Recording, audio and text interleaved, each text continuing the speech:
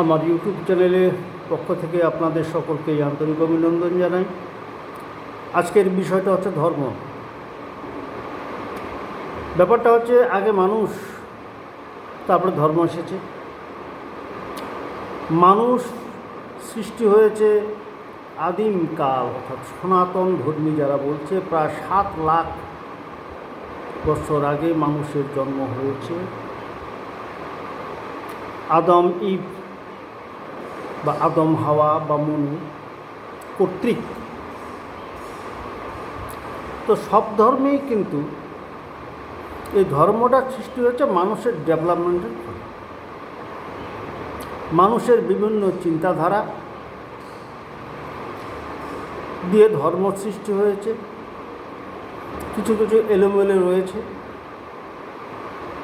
তারপর ঈশ্বর কর্তৃক কিছু কিতাব নাজিল হয়েছে, যেমন কোরআন,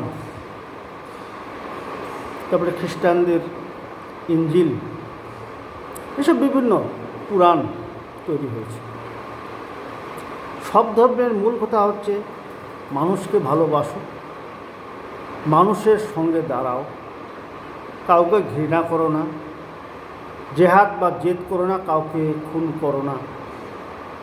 প্রতিটা ধর্মে একই কথা, শান্তির বার্তা। এই শান্তির বার্তাই হচ্ছে আসল ধর্ম। আমাদের কবি বলে গেছেন, চণ্ডীদাস মহাশয়, সবার উপরে মানুষত্ব তাহার উপর নাই।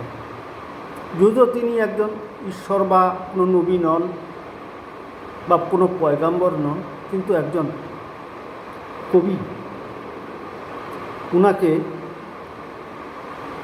ওনার কথাটাকে একটু চিন্তা করুন তো, কত দামি কথা বলেছে।